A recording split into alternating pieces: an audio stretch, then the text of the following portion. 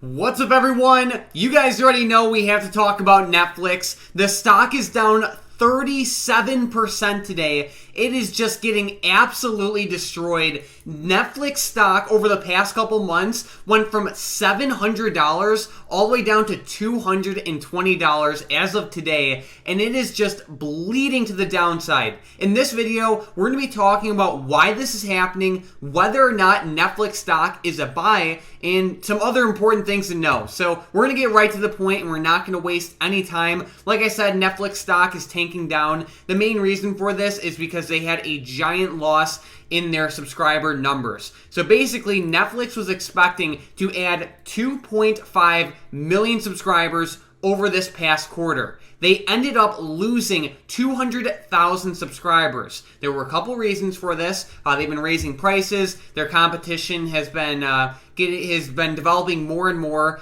And there have been other factors too, like Russia and Ukraine, which had an effect of around 700,000 subscribers loss for Netflix. But there's a lot of reasons for it. The main thing is that not only are they not growing, they're actually shrinking, which is a terrible, terrible sign. On top of that, a lot of people share their Netflix passwords, so they're kind of missing out on a lot of revenue in that sense.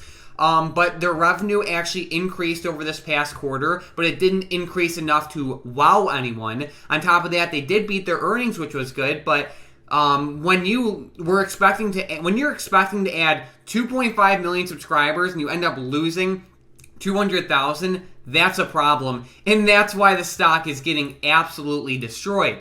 So over the past couple months, like I said, Netflix stock has been beaten down significantly, and it might be at a decent level to buy. So let's take a look at some of Netflix's fundamental metrics. So looking at Netflix, we can see over the past 10 years, they have been growing like crazy. The revenue has been increasing in just crazy ways. In 2012, their annual revenue was $3.6 billion. In 2021, their annual revenue was $29.7 billion.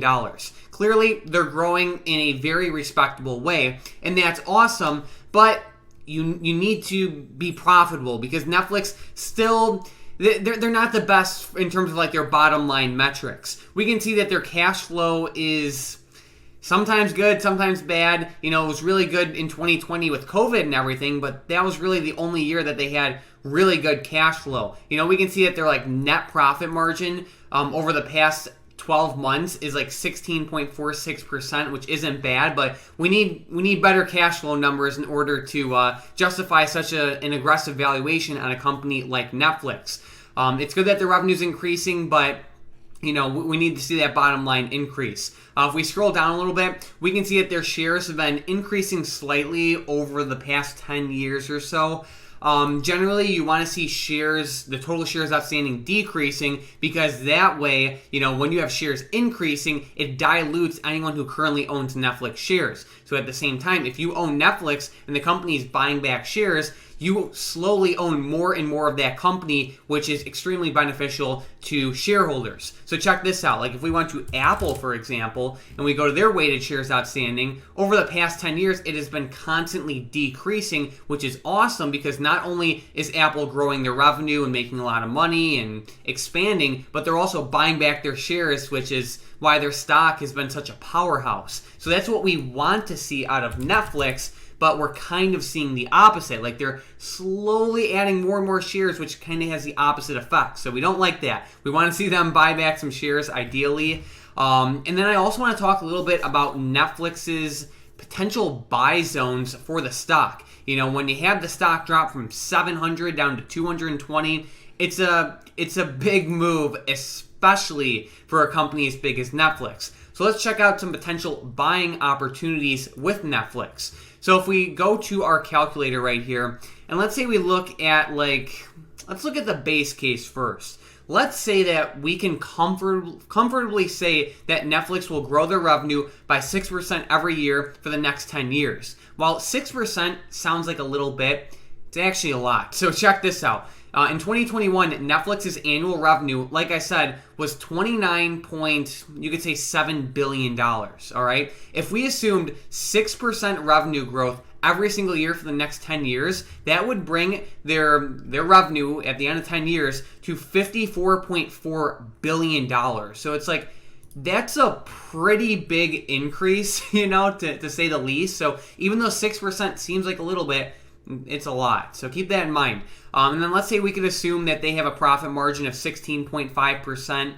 We can see over the past couple years, it has been increasing. In 2013, their profit margin was 2.5%, and now it's all the way up to like 17.23%, which is good. And we can also see that we can just see that visualize that their profit margin has been increasing. So right now it's at 17.23%. Like I said, let's say we were conservative and we said 16.5%, considering that they plan to reinvest a lot in making their own content and building out their gaming division and all that stuff. So let's say their profit margin took a little bit of a hit and we said 16.5%. Let's say their PE went down to 16. Right now, it's at 21. Some will say that's a little bit high, so let's say it went down to 16. If you want to be a little bit more aggressive, you can maybe bump it up to 18, something like that. But let's say we kept it at 16. Free cash flow margin at 16%, price of free cash flow at 16. That means that we would have to pay $208.65 or lower for Netflix shares in order to get a 10% return on Netflix every single year for the next 10 years. So basically what this is saying in English is if you believe these assumptions in the base case, your buy zone for Netflix is $208.65. If you believe those assumptions. Let's say you don't. Let's say instead of Netflix having a price to earnings ratio of 16, if you think that it'll have a PE ratio of 20, that means you could buy Netflix at $223.85 or lower. So it all depends on your assumptions. Let's say we put the PE back down to 16 and you thought that they could have a profit margin of 18, then your buy zone is $218.28. So really, it just depends on what your assumptions are. Here's a baseline, good starting point that I have plotted out. We can see the bear case and the bull case in the bottom left, and we can see their corresponding price targets. Remember, these are not necessarily conventional price targets like, hey, Netflix is going to be at $286.32 in 10 years. No, it's the price you need to pay for Netflix today to get a 10% return every single year for the next 10 years. Okay, so keep that in mind. But I feel like these numbers are a good starting point.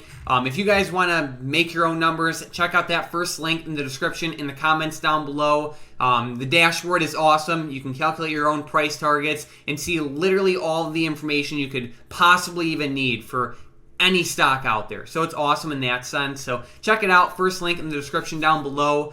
I also want to talk a little bit about Netflix and how they're slowly getting into the gaming industry. I am someone who strongly believes in the gaming industry. I feel like there is a ton of room for growth in it, and I feel like the smart money is slowly getting into that industry. And I feel like some events that we saw over the past year or so are very telling. For example, we can see how Microsoft is currently in the process of buying out Activision Blizzard, which is ATVI. I think that's a pretty big signal that the smart money sees a lot of potential in this industry, and they're making some pretty bold moves. So I think that's just one example out of many on how the gaming industry is set to explode. And I do like how Netflix is shifting or making an attempt to get their hands in that pot. So if they can do it successfully, I think that can be giant for the company. But we'll see what happens. It's one thing to plan something, and it's another thing to actually do it and execute it successfully. But overall,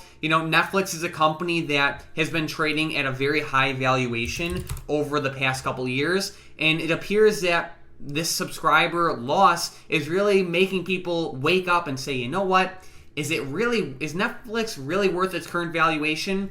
And for a lot of people, it's not. And that's why we're seeing the price movement that we are. But in the midst of chaos, there is opportunity. It all depends on what you believe about the company. So I like Netflix for the long term, but it depends on the price you pay. I will likely be averaging down on Netflix for like the next couple months, depending on how things go. So we'll see what happens. Either way, when a stock drops from 700 down to 224, there's opportunity with it. Like, even if you don't like Netflix for the long term, there will likely be opportunity with it for like short-term day trades.